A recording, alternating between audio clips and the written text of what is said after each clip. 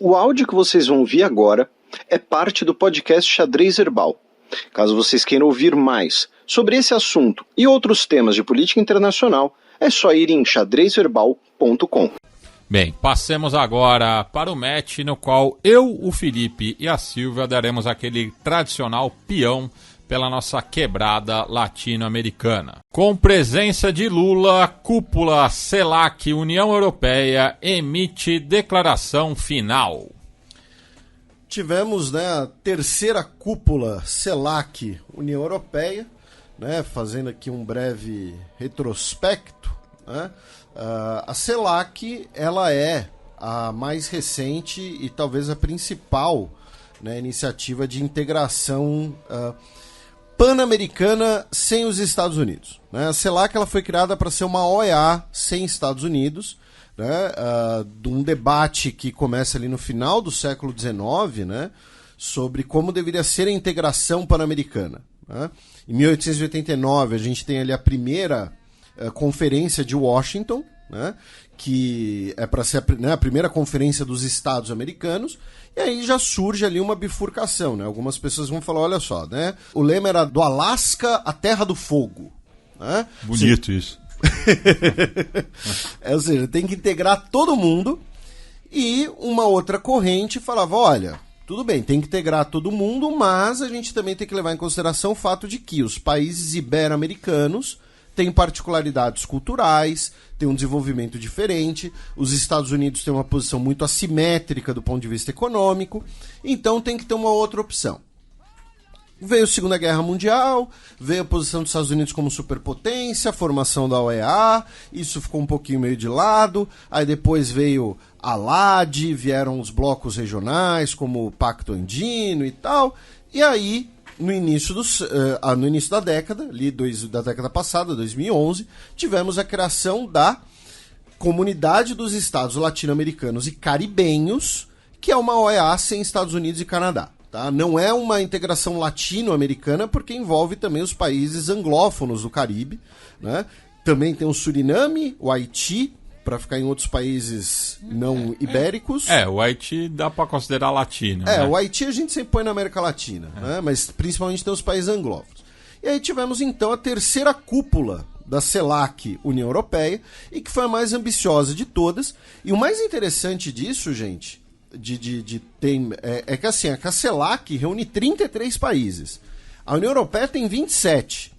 Ou seja, juntando todo mundo ali, a gente tem praticamente um terço dos países do mundo. Não chega a ser um terço, um pouquinho mais de um quarto. E foi talvez a cúpula mais ambiciosa. Temos a declaração final lá no site do Itamaraty, para quem quiser ler todos os pontos. Ela está em inglês, pelo menos até esse momento está apenas em inglês. Daqui a pouco a gente vai passar pelos pontos mais específicos. E fiz essa abordagem aqui. Silvia, por favor, seus comentários iniciais. Curioso que é tanta confusão em torno do que é o que, do que é a CELAC, do que é a Unasur, do que é a LAD, do que é enfim, todas essas siglas para o cidadão comum, e também para os não comuns. Por exemplo, na CELAC que ocorreu em Buenos Aires em janeiro, eu estava cobrindo, e o presidente Alberto Fernandes, que era o anfitrião, falou com muita ênfase da importância justamente desse conjunto de países tão significativo e dessa cúpula que haveria com a União Europeia, e aí terminou a sua fala com um gesto assim meio mágico, heróico. Declaro aberta la Cumbre de las Américas. Pá! E foi uma gargalhada geral de todos os presidentes. Mas enfim, anedotas à parte, a CELAC tinha de fato vários objetivos. A gente vai entrar em detalhes aí à parte, mas a análise geral que ficou é que não se avançou naquilo que era de maior interesse dos países sul-americanos, do Lula principalmente, e de alguns líderes da Europa, que era avançar no fatídico acordo União Europeia-Mercosul, Mas mesmo não tendo esse avanço no acordo Mercosul-União Europeia, a gente teve a assinatura, de um pacotão aí de investimentos de 45 bilhões de euros em investimentos europeus na região, né? Lembrando que estamos falando de uma região bastante grande, né? Incluindo áreas estratégicas como mineração de lítio, telecomunicações, veículos elétricos, hidrogênio verde, transição energética, também investimentos em países insulares.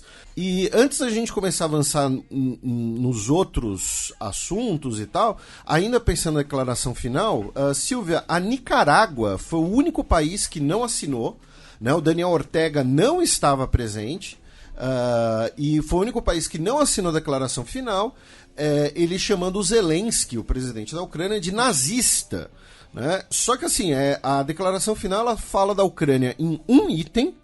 Fala basicamente de grande preocupação com a guerra e a integridade territorial ucraniana. Não menciona a Rússia nominalmente. Sim. Enfim, o que podemos dizer aí dessa recusa do Daniel Ortega em assinar a declaração final? Eu acho que é pura retórica, né? De não se alinhar com esses países, de estar se vendo isolado com relação a muitos deles, que vem tratando corretamente como ditador, como alguém que está violando direitos humanos, enfim. E ele, de fato, a Nicarágua foi o país que não quis assinar o documento final, e depois ele saiu dizendo que... Ele usou a palavra fascista, se não me engano, né, para se referir ao Putin. Ao Putin não, aos ucranianos. Enfim, é mais uma dessas atitudes brutais aí que estão sendo tomadas pela América Latina com relação a essa guerra, né? Em vez de haver uma coesão entre... como acontece na Europa, né, de condenação, na América Latina está patinhando aí, né? Eu acho que a palavra-chave foi a que a Silvia usou, né, de isolamento, porque assim, em comparação, né, por exemplo, Cuba, que é um parceiro da Rússia desde 1961, é uma relação muito curiosa, porque a gente pode cravar o dia que ela começa, basicamente, né? O Miguel Díaz-Canel estava em Bruxelas, né, o presidente cubano. Cuba assinou a declaração final, porque Cuba, por exemplo, a União Europeia é um bloco que pressiona pelo fim do embargo, pelo fim das limitações econômicas em Cuba impostas pelos Estados Unidos, porque tem interesses em investimentos e, enfim, você tem ali boas relações. Cuba hoje tem vários parceiros. A Nicarágua, né, expulsou a embaixadora da União Europeia no final do ano passado, trocou sua representação chinesa só em 2021, então ainda também não tem relações muito próximas com a República Popular da China. Tem, né, as questões da Santa Sé devido à prisão de clérigos católicos na Nicarágua. Então é um país que, né, a palavra isolamento que você usou foi a palavra, né, foi cirúrgica. E falando em outro país da nossa região, cara Silva, né, nós tivemos a reunião durante a CELAC falando sobre Venezuela, né? Participaram Macron, Petro, né, Lula, também Fernandes. o Alberto Fernandes, muito bem lembrado, e também a Delcy Rodrigues, que é a vice-presidente venezuelana, e o Gerardo Blyde, que é um dos líderes da oposição. Que a gente pode falar aí dessa reunião, né? E aí falaram, né, chegaram uma declaração final, né? Lula e Macron especialmente, né, de que querem uma eleição com acompanhamento internacional, porém para que a eleição possa ocorrer seria, né, um sinal de boa vontade a suspensão de sanções. Olha, Felipe e Matias, para quem acompanha a Venezuela já faz uns bons 10 anos, a gente sabe que pelo menos o histórico dessas negociações, tratados, acordos, eles não são de ter um sucesso no final, de ser, enfim, toda vez que a ditadura chavista, o regime chavista é chamado a negociar com a oposição, eles vão, não é que eles não vão, eles vão.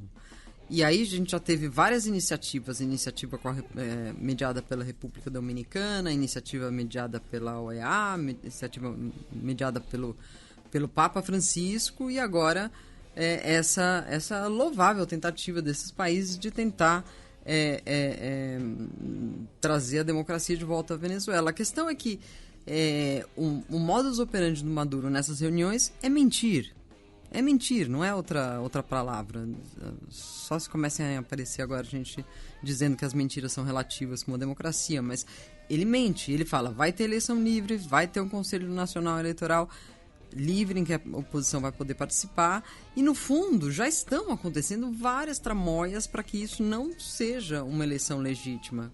Entre elas, o líder da Assembleia Nacional, que é chavista, um dos homens fortes do chavismo, Jorge Rodríguez, já afirmou, por exemplo, que não vai ter observadores europeus nessa votação. Depois, os 3 principais candidatos da oposição foram inabilitados pelo governo.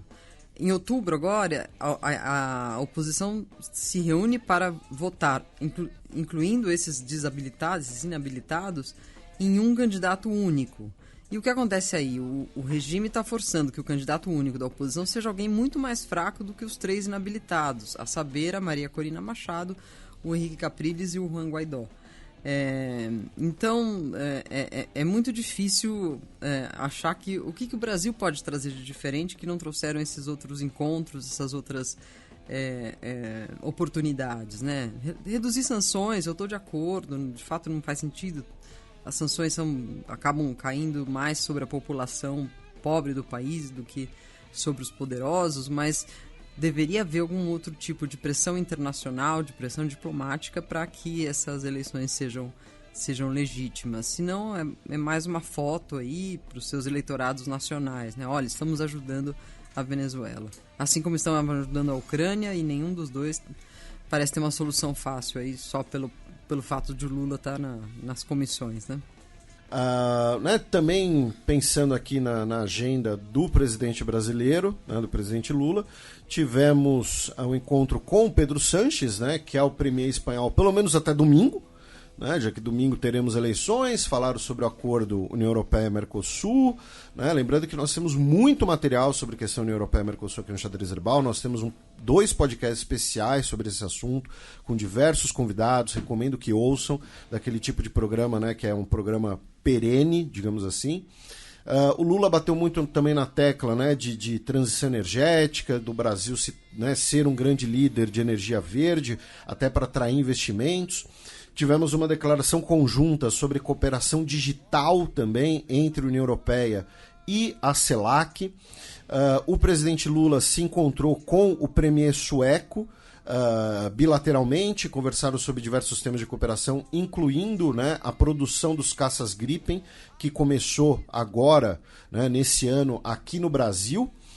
E, enfim, se você fica à vontade para fazer qualquer comentário sobre a agenda do presidente Lula, cara Silva, mas também aí já começando aí um assunto que você é bem mais está bem mais inserida, né? A gente teve uma vitória diplomática, né, da Argentina nessa declaração final, porque a declaração final fala que a União Europeia, né, entende a posição da CELAC sobre a questão das Ilhas Malvinas, né, entende não, toma nota, né, da posição sobre as Ilhas Malvinas / Falkland Islands. Ou seja, colocou a nomenclatura argentina em castelhano em pé de igualdade com a nomenclatura do Reino Unido. O secretário de Relações Exteriores britânico foi no Twitter reclamar um pouco, né, dizendo que a população das ilhas, né, quis ser parte da família britânica, então a Argentina e a União Europeia deveriam ouvir essa escolha democrática. Mas foi uma vitória diplomática argentina para ir, né, nesse sentido. Enfim, seus comentários, Silva, por favor. É uma vitória diplomática, sem dúvida, porque é uma coisa muito curiosa. Lá na Argentina, desde a guerra, desde antes da guerra, existe um órgão do governo, a Secretaria das Ilhas Malvinas, que fica o tempo todo fazendo o quê? Esse tipo de lobby, esse tipo de tentativa para que o assunto não morra, para que ele apareça em todo e qualquer fórum internacional. E aí, no caso da CELAC, esse foi um gesto de simpatia, um gesto talvez com pressão do próprio Brasil, porque o Brasil fecha com a Argentina nesse caso, né? Enfim, é uma vitória, sem dúvida. E aí acabou provocando os próprios ingleses, e é curioso que os ingleses acham que essa história de questionar se é britânica, se é argentina, é uma coisa totalmente superada, porque já passaram referendos, já passou tanto tempo, perdeu-se uma guerra ali. Eles praticamente não consideram um passo atrás com relação a isso, mas o nome incomodou. Falar de Malvinas ali incomodou muita gente. Esses dias, justamente nesse contexto ali, eu estava vendo um spot de propaganda do governo argentino, que é preparado por essa Secretaria de Inteligência e de Divulgação dos Interesses Argentinos nas Malvinas, em que a diretora de Migrações da Argentina recebe uma cubana que tinha ido viver nas Malvinas, casou-se com um estrangeiro, se não me engano, um francês, que mexe com barcos, com pesca, e eles resolveram ficar nas Malvinas. E ela, então, foi a Buenos Aires e pediu a cidadania, a residência permanente na Argentina, porque ela disse, eu não considero que eu tenho que pedir isso para os ingleses. Fizeram todo um carnaval em cima dessa mulher, verdadeira patriota e tudo mais. Enfim, é um assunto que não morrerá. Lembrando que o Brasil reconhece o pleito argentino e a nomenclatura oficial é Malvinas, tá? A gente sempre faz esse lembrete aqui, porque tem aquelas coisas que o pessoal adora discutir nas internets, né? Mas assim, se você vai fazer uma prova, você vai fazer um concurso, e sei lá, por algum motivo esse assunto caiu, você tem que falar, usa o termo Malvinas, tá? Lembrando que o correto para um argentino você chama de Falklands e para um inglês você chama de Malvinas. Esse é o correto, né? Para irritar os dois. Aqui a gente é espírito de porco, tá? Desculpa. Tadinhos dos habitantes das Malvinas, né? Não podem nem ouvir falar de Malvinas. E antes da gente passar para o próximo assunto latino-americano, é interessante pensar também, né, no fato de que tem duas questões, pensando numa ótica europeia, né, nessa CELAC. Né? A primeira delas é que a Europa conseguiu se projetar, né, com um pacotão de 45 bilhões de euros de investimentos como uma, entre aspas, né, alternativa a essa suposta nova Guerra Fria entre China e Estados Unidos. Né? Muitas vezes se fala, a China é o maior parceiro comercial do Brasil, superou os Estados Unidos, blá, blá, blá, blá. Mas vamos lembrar que em investimentos, né, se a gente pensar os 27 países juntos, a União Europeia é a maior investidora estrangeira no Brasil, por exemplo. Né? E a segunda coisa se o Reino Unido ainda tivesse na União Europeia, eles tinham vetado esse item. Eles não tinham, esse item não teria essa grafia, provavelmente nem estaria presente, né? Não iam querer essa discussão lá. Então é mais um efeito do Brexit. E um último aspecto, né, da CELAC, e aí, né, quem sabe o Matias sai dessa timidez que ele está, mas que o Gabriel Boric, né, o presidente chileno, ele falou na CELAC, né, pedindo palavras mais duras contra a Rússia, né, dizendo que a guerra na Ucrânia é uma guerra imperialista inaceitável, né, e que hoje é a Ucrânia, mas amanhã pode ser qualquer um de nós. Né? E o vídeo dele falando circulou bastante e tal, né, nas redes sociais. E aí o Lula disse que basicamente o Boric era jovem, né, e apressado. Né? Ele falou que o Boric talvez tenha uma falta de costume em participar de reuniões como essa. Né? Ele é jovem e seja mais sequioso, mais apressado. Eu já tive a pressa do Boric. Né? E aí perguntaram pro Boric, Boric, o que você achou? Tal? Ele falou, não me sinto ofendido, estou tranquilo, né? Temos diferenças em relação a isso, mas a posição do Chile é uma de princípios, etc, etc. Né? Enfim, tivemos esse ruído na comunicação, para dizer o mínimo. Comentários dos ilustres? Matias? Um outro aspecto também do discurso do Boric foi em relação que a Europa, a América Latina e o Caribe também não querem depender nem dos Estados Unidos nem da China, né? Mostrando aí que se houvesse uma união, né, entre as duas partes, né, tanto da CELAC quanto da União Europeia, não precisaria ficar nessa disputa entre as duas principais economias mundiais. Eu acho que foi mais uma gafe, né, mais uma dessas coisas que saem nas improvisações do Lula, que estão começando a se acumular de maneira algo preocupante, né? A gente se pergunta cada vez mais, cadê o porta-voz, cadê o assessor de imprensa, cadê o comunicador Itamaraty, alguém para botar um pouco de freio no Lula, né? E aí eu faço referência a outro episódio que aconteceu essa semana, não sei se está mais para frente aí para a gente comentar, que é o que ele disse sobre a África, né? Que agradeceu os 350... Está na pauta... podemos... Não, então já vamos puxar esse assunto aqui.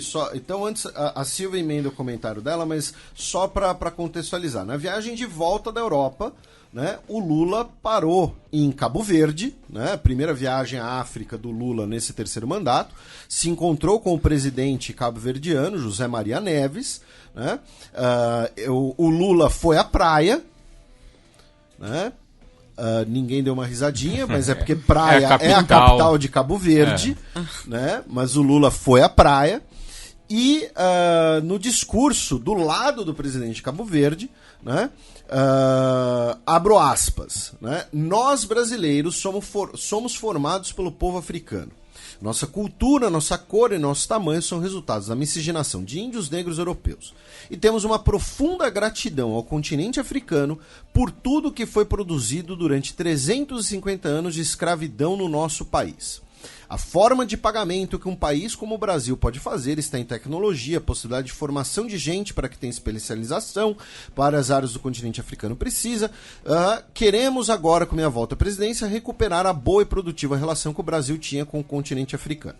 É difícil a gente imaginar que o Lula não saiba o que fala. Ele que é um excelente orador, tem domínio da oratória, tem domínio... em seus discursos consegue arrebatar muita gente, mas eu tenho a sensação que nos últimos tempos ele talvez por estar super sobrecarregado de trabalhos, de viagens, talvez a idade tenha algum peso nisso, o fato de não estar bem assessorado, de ouvir só a Janja, enfim, sem demérito da Janja, mas quem faz esses discursos e quem monitora esses discursos, ainda mais quando trata de questões muito, muito delicadas, né? Você está falando de racismo, você está falando de temas que há pessoas que conhecem melhor que você precisa escutá-las, né? Então, eu acho que o Lula está passando por cima disso, né? E no seu afã de falar de improviso, ele acaba falando esse tipo de coisa, né? Que é uma frase que, no fim, não leva a lugar nenhum, né? Porque ele diz, os 350 anos de produção, e o que ele quer dizer com isso? Que nós vamos devolver? Ele vai devolver os 350 anos? E difere muito do Lula que foi a Angola, acho que foi no Lula 1, ou Lula 2, Lula 1, no qual ele pediu desculpas ao povo africano. E foi um dos primeiros líderes internacionais a pedir desculpas ao povo africano por seu sofrimento. Então, isso só dá para ser lido como uma gafe, mas é uma gafe com consequências graves diplomáticas, né? Então, aí entra uma discussão interessante, né, que é o seguinte: alguns sites, alguns portais nas redes sociais, né, você mencionou a primeira-dama, né, a Janja, comentaram que a Janja teria pedido por reforços na equipe que prepara discursos.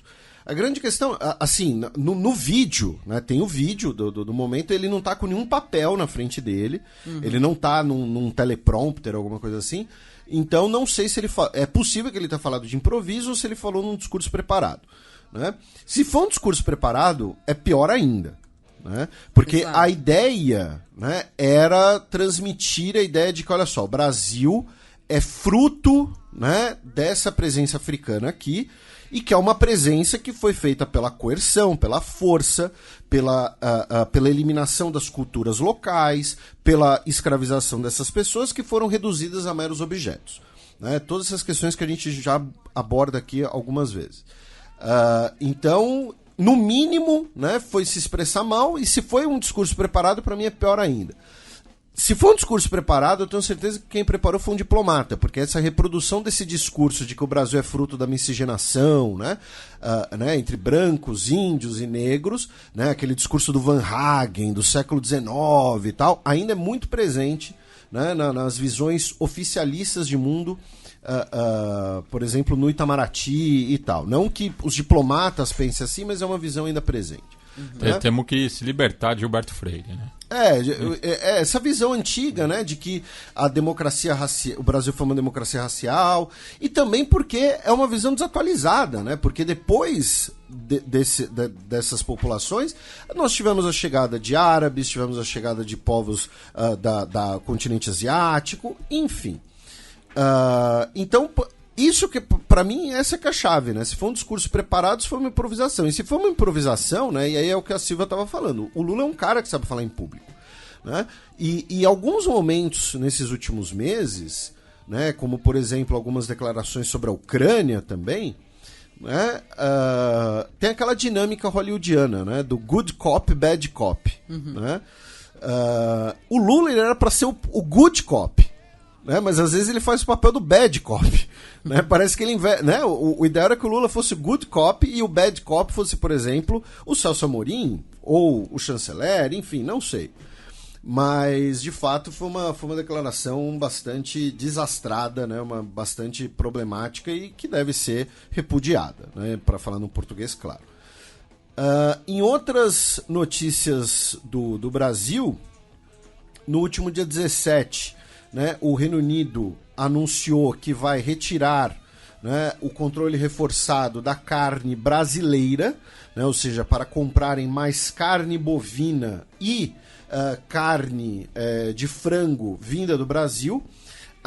Isso é uma vitória brasileira? É uma vitória brasileira, sim, sem dúvida nenhuma. Ao mesmo tempo, é de interesse do governo britânico para diminuir a inflação, diminuir o preço dos alimentos lá.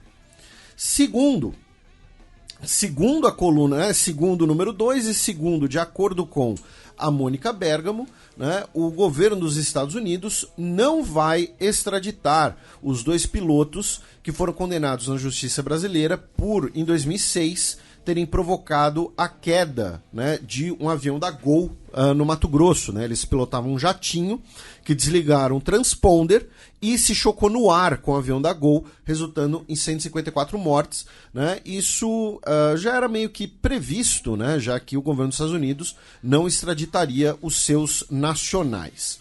E, finalmente, durante a CELAC, foi anunciado que o Lula vai visitar a Alemanha em dezembro. Tá? Vai ser a primeira visita de um chefe de Estado brasileiro à Alemanha desde 2012. Então passamos para o Peru, aí eu jogo a bola para vocês, mas nessa semana voltamos a ter diversos protestos contra a Dina Boluarte, né? A terceira tomada de Lima foi o nome do protesto, com milhares de pessoas, especialmente na capital, mas em todos os departamentos. E em Lima, pelo menos 11 pessoas ficaram feridas devido às ações policiais. Pois é, Dina Boluarte está aí com um problema na mão, porque ela, por mais que a gente reconheça que ela é a vice-presidente eleita junto com o Pedro Castilho, e que, portanto, tem um mandato constitucional de terminar o mandato, de terminar o período, ela mesma, num primeiro momento, naquela ebulição de violência que o Peru viveu logo que o Pedro Castilho tentou dar o autogolpe e foi preso, ela mesma ensinou que as eleições tinham que ser antecipadas. Então ela prometeu uma coisa e agora, como todo bom presidente que uma vez estando no poder não quer largá-lo, que a maioria deles, está dizendo não, agora vamos até o fim da minha gestão. E isso provocou essa terceira tomada de Lima, né? A toma de Lima, como eles chamaram em espanhol, mas também tem um modo de convocá-la nas línguas originárias, que é a reunião dos 4 sujos. Né? Lembrando que o Império Inca era dividido pelo sujo do norte, o sujo do sul, o sujo do oeste e do leste. Porque essa não foi só em Lima, não foi concentrado só em Lima, ocorreu em várias cidades. e pode acender aí um novo período de turbulências nas ruas, tensão social. Só houve 11 feridos, mas em outras tomadas de Lima houve mortes. Então o Peru volta a entrar numa fase nebulosa em que a gente não sabe direito o que vai acontecer. E diversas organizações sociais apresentaram uma demanda constitucional contra a presidenta e também o titular do Conselho de Ministros, o Alberto Otarola, no Juizado Especial Civil da Corte Superior de Justiça de Puno, pela suposta violação do direito a protestos no marco da Marcha Nacional do dia 19 de julho, né? E duas curiosidades, né? Que na semana passada o Diário da República já tinha apontado que a Dina Boluarte havia cometido exclusões arbitrárias e manejos túrbios no clube departamental Apurimac, no qual ela divide a presidência também. Ela é a atual presidenta da República e de um clube na capital peruana, e ela está sendo investigada também por abuso de poder na condução desse clube, né? Ou seja, ela é o sonho da Leila. E hoje, para ela tentar se esconder um pouco, né, ela foi visitar as obras na linha 2 do metrô da região metropolitana de Lima, em Callao, né, que é o principal porto do Peru, né? Então, depois dos protestos, ela foi visitar as obras do metrô para tentar baixar a poeira. Assim, dando um pitaquinho só, mas a situação da Dina Boluarte me lembra muito a do Lenin Moreno no Equador, né? Ambos foram vices, né? O Lenin Moreno depois foi eleito, Dina Boluarte sucede o Pedro Castillo como vice, mas é aquela coisa, a direita não confia nela, como não confiava no Lenin Moreno, porque falaram, não, ela era vice do Pedro Castillo, ela era do Peru Libre, ela é comunista, ela é do Sendero Luminoso, sei lá, e a esquerda vê ela como uma traidora. Vê ela como, ela jogou o Pedro Castillo na fogueira, porque ela queria ser a presidente ela mesma e tal. Então fica isolada ali no meio, com seus 0,5% de aprovação, e como a Silvia falou, também não vai querer sair. E ambos amparados também pelas forças de segurança, né? Isso, bem lembrado. Né? E pelo Vargas Llosa. a Silva tá começando a entrar no espírito. E ainda tem o fato, né, de que para Keiko Fujimori isso é ótimo, né? Porque assim, quanto mais fritura tiver, melhor para dona Keiko. Mas curioso, né? Porque você via, né, principalmente nos cartazes, né, muita gente escrevendo Congresso, porque também não é só a presidenta que passa por essa desconfiança pública, né? Acho que inclusive ela tem mais aprovação do que os legisladores. Muita gente escreve Congresso no Peru com K, né? Fazendo referência justamente a ingerência que a Keiko tem no poder legislativo. É uma famosa cantora de funk peruana, o Congresso com K. E do Peru nós vamos para Venezuela, né? Já que o ex-chefe de inteligência venezuelana, Hugo Carvajal, foi extraditado para os Estados Unidos, né? Ele que estava preso na Espanha desde 2021. A sua extradição foi autorizada pela Corte Europeia, né, de Direitos Humanos. As acusações que ele enfrenta nos Estados Unidos são de tráfico de drogas, tá? Ele também era um general e depois perdeu, né, a sua patente por ter apoiado o Juan Guaidó. Aí, por ter apoiado o Juan Guaidó, ele fugiu para a República Dominicana, da República Dominicana fugiu para a Espanha, e na Espanha ele foi preso e vai ser extraditado para os Estados Unidos devido a um suposto esquema de tráfico de cocaína entre Venezuela e México, e essa cocaína que era destinada aos Estados Unidos, né? Ele, nos Estados Unidos, se declarou inocente, é claro, né? Disse não fiz nada de errado, babá, né? E claro, né, muito provavelmente vão oferecer aí alguma espécie de acordo para ele, do tipo, olha, abre a boca, canta tudo que você sabe, a gente vai pegar leve na pena sobre tráfico. né? Comentários dos senhores e senhoras. Eu acho que os Estados Unidos já tem um bom time aí de extraditados e pessoas com problemas na justiça que poderia abrir a boca e contar, de fato, essas relações, como são essas relações entre o chavismo e o crime organizado na Venezuela. Urge-se que se faça isso, né? O Alex Saab, que está sob custódia dos Estados Unidos já há quase um ano. Carvajal, está também a secretária do Chaves, que também envolvida em tráfico de drogas, está presa nos Estados Unidos. Enfim, tem sempre essa expectativa de quando eles vão começar a falar e aí sim poder revelar a relação deles com os quartéis, o Los Soles, agora o Trem de Aragua, muitas questões abertas aí que essas pessoas podem desvelar. A questão é o que se oferece para elas como benefício e o que tipo de ameaça elas vão continuar recebendo do regime venezuelano, caso elas falem, né? Bem, da Venezuela vamos para a Colômbia, né? Já que tivemos avanços obtidos pela mesa de diálogos de paz entre o governo e o Exército de Libertação Nacional. Esse é o título da nota emitida pelo Itamaraty no último dia 16 de julho, já que tivemos uma reunião em Havana, em Cuba, que durou do dia 10 ao dia 16, e foi adotada uma declaração de 9 protocolos que vai entrar em vigor no próximo dia 3 de agosto e durar 180 dias. Né? Um protocolo de cessar-fogo bilateral, nacional e temporário entre a República da Colômbia e o ELN. Outras duas notícias colombianas, aí a Silvia emenda e já comenta tudo. O Gustavo Petro, se inspirando no filme do momento, lançou um vídeo, né, com uma estética toda cor-de-rosa, né, sobre o seu governo nas internets, usando a fonte do filme Barbie, inclusive. Foi apelidado de Petro Barbie. Foi um fiasco e o governo tirou o vídeo das redes sociais oficiais. E, finalmente, um avião caiu na última quarta-feira, dia 19, e nesse acidente tivemos o falecimento do piloto e de 5 políticos do Centro Democrático, né? O partido de direita do ex-presidente Ivan Duque, inclusive.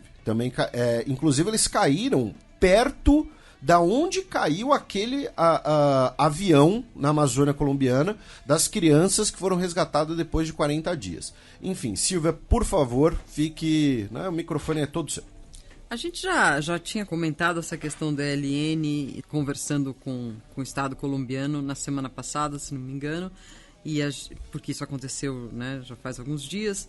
E a minha observação daquele momento vale para agora. O ELN não é fácil de sentar para conversar, é diferente das Farc, né? Se você chama 3, 4 líderes das Farc, você sabe que você está falando com as Farc. O ELN não é assim. Ele é muito dividido em células, em grupos diferentes, e eles têm um monte de ressalvas a fazer a um acordo parecido com o das Farc. Por exemplo, eles não aceitam ser tratados da mesma forma. Eles querem que os crimes e os delitos deles sejam considerados de forma política, dentro de um contexto, enfim. É uma situação muito complicada lidar com o ELN, e não é à toa que várias mesas já começaram e terminaram, né? Assim como eles não têm uma posição única com relação à Justiça Especial de Paz, que é uma das poucas coisas do Acordo de Paz que está indo super bem, né? A ideia de você diminuir penas a partir de confissões, de aportes à verdade. Então, é uma boa notícia que eles estejam de volta, sentados na mesa. Essa mesa perigou, já tinha sido suspensa, agora voltou. E no começo do ano houve um cessar-fogo de várias organizações, incluindo o ELN, que hoje em dia já resta muito pouco. Então, a ideia de sentar de novo é interessante para que esse cessar-fogo de fato pare, né? Agora, o presidente Petro de Barbie vai um pouco além da minha capacidade de análise política, eu só acho que entra naquele comentário que a gente já fez aqui, né, que ele, assim como o Lula, precisam de uma equipe de comunicação mais moderna, acertada e que não dê esses tropeços, né? No caso do Petro, principalmente alguém que controle as suas redes sociais, que não deixe mais ele twittar no meio da noite, brigar com o Bukele no meio da madrugada, enfim. Isso aqui até me causa graça, não é tão grave, mas ele faz coisas assim mais graves, né? Ah, mas certeza que alguém na equipe falou, não, isso aqui é moderno, é o filme da moda, né? Vamos aproveitar o momento. Aproveitar o hype. Falar com as novas gerações e tudo mais. E essa queda de avião é outra queda lamentável. Curioso que seja numa região próxima, ou seja, tem algum problema ali de radares de verificação de perigos ali, né? E realmente muito chato que morram 5 políticos aí do partido do Álvaro Uribe, né? Mas estamos longe daquele tempo em que na Colômbia, quando o avião caía, era por um atentado ou porque se queria matar um presidenciável e coisas do gênero, né? Bem, da Colômbia a gente cruza ali o vazio de Darien, vamos para o Panamá, já que um ex-presidente foi sentenciado a 10 anos por lavagem de dinheiro. No caso, o Ricardo Martinelli, né, quando ele foi preso, salvo engano, 3 anos atrás, né, a gente comentou aqui no programa, ele que ou era, né, não sei, um dos homens mais ricos do Panamá, era dono ali da principal cadeia de supermercados, e aí no final dos anos 90 ele fundou o partido dele, né, o Câmbio Democrático, que é o principal partido de direita do Panamá, até hoje, e ele agora foi condenado a 10 anos de cana por lavagem de dinheiro. Bem, a gente segue na América Central, agora em Honduras, já que o país estuda, né, construir uma colônia penal numa ilha para aprisionar membros de gangues. Pois é, Honduras... Aqui no Brasil não deu muito certo, viu? A Ilha Grande. A Ilha Grande. Foi onde surgiu o Comando Vermelho. Pois é. Mas há outros casos, né? Alcatraz, sim, que também teve fugas. Né? Mas nesse caso aqui, o governo da Xiomara Castro está, né, inspirado ali no governo de El Salvador, mais ou menos, né? Porque El Salvador construiu aquela mega prisão para 40 mil pessoas. Né? Aqui estamos falando de 2 mil pessoas, né? Ou seja, bem menor, né? Mas a ideia é que a prisão seja na Isla del Cisne, né? Um belo nome, né? Para colocar as lideranças, né? De gangues, né? Em Honduras também usa o termo Maras também? Sim. Então, Sim. né? Colocar a liderança ali de Maras, né? Inclusive, a própria Mara Salvatrucha tem células no país vizinho. Elas estão espalhadas nos 3 países chamado Triângulo do Norte, né? Honduras, Guatemala E o estopim foi aquele massacre na prisão feminina que a gente comentou, envolvendo que envolveu a morte de 46 detentas. Tá?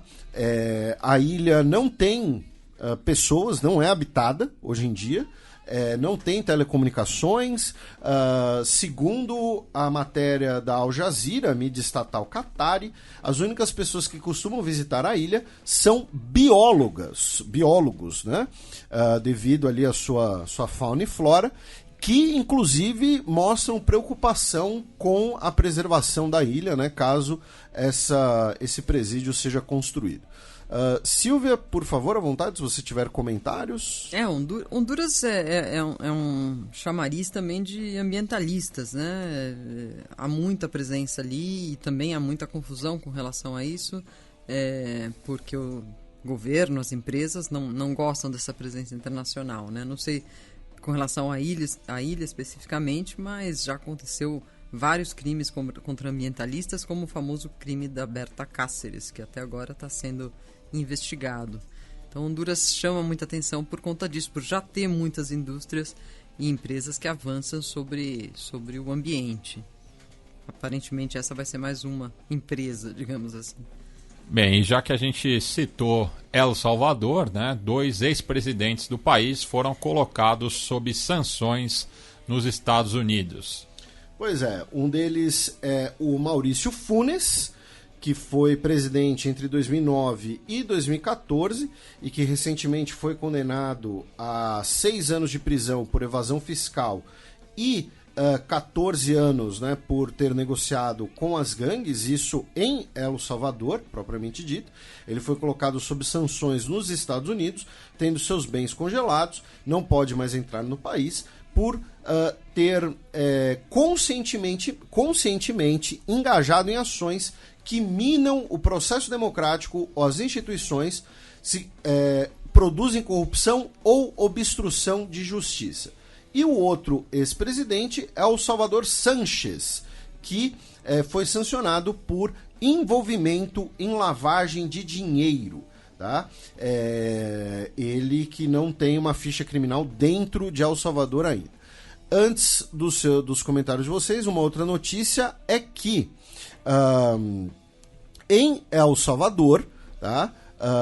O jornal salvadorenho La Prensa Gráfica publicou uma matéria em que eles teriam obtido dados internos do Ministério de Saúde afirmando que as mortes de Covid-19 no país foram na casa de 15.956 pessoas.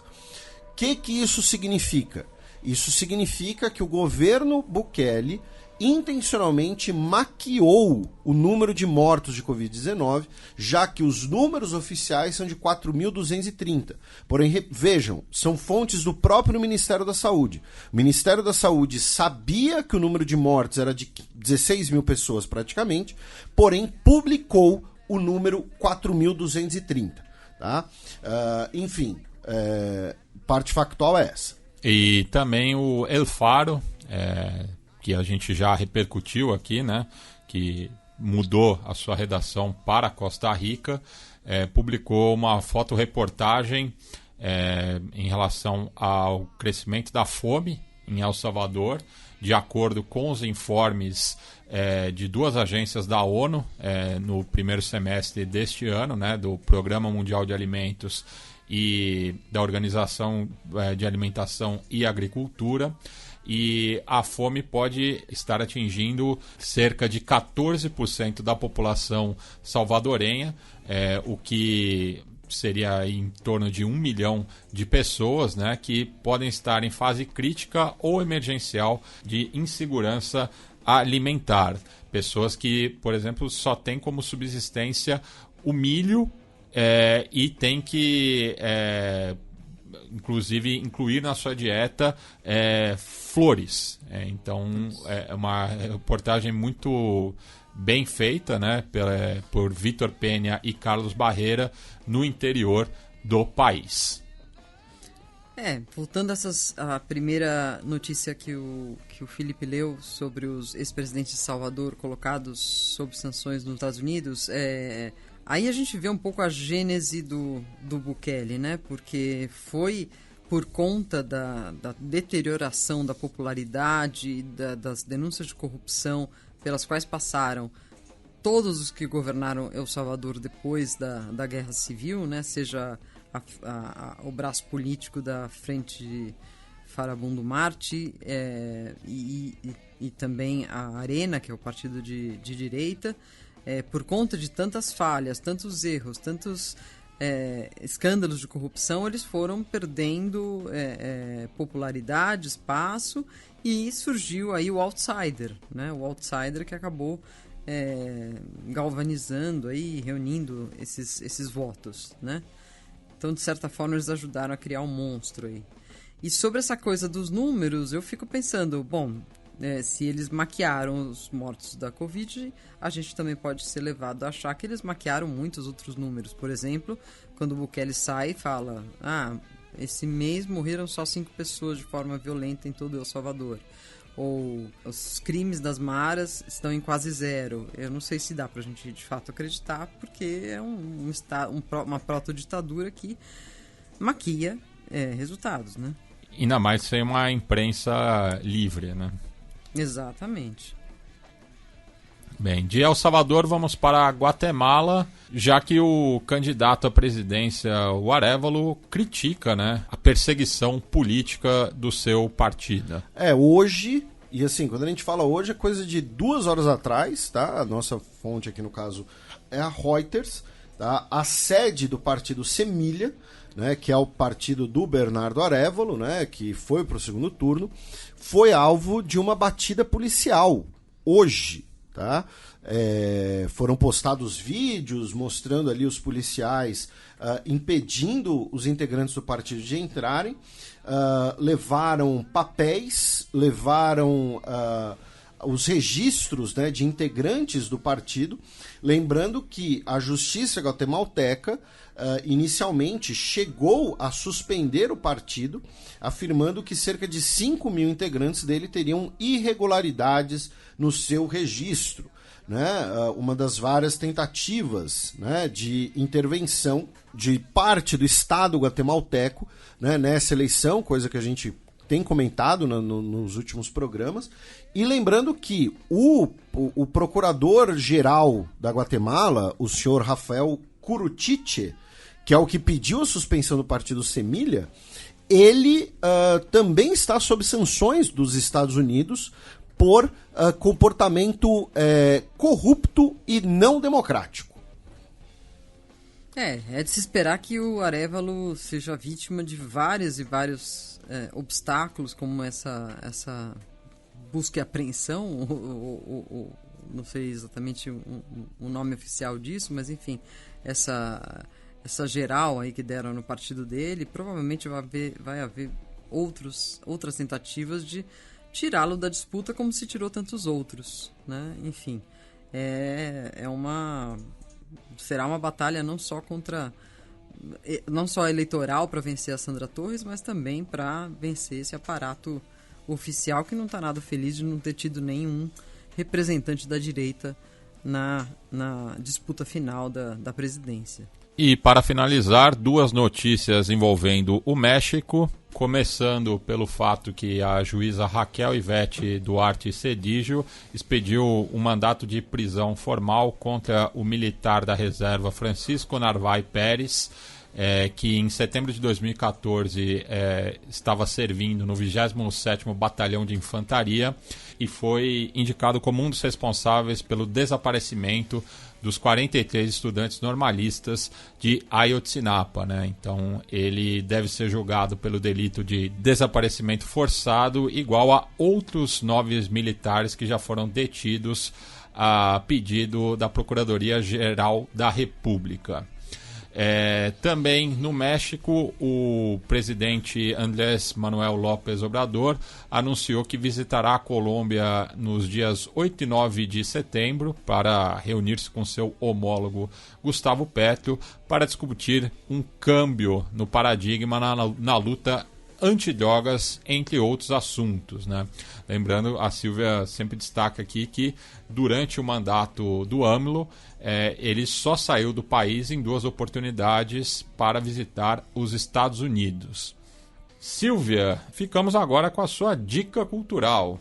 Eu estou lendo um livro interessantíssimo de uma escritora chilena chamada Alia Trabuco Ceran. Não sei se vocês sabem, colegas, que o Chile teve uma migração de palestinos muito grande em várias épocas da história, né? E tem uma população de origem palestina muito atuante nas artes, também no futebol. Existe um time chamado Palestina, justamente. Sabe onde você pode ouvir mais sobre isso, Silvia? Onde? No Fronteiras Invisíveis do Futebol, sobre a Palestina.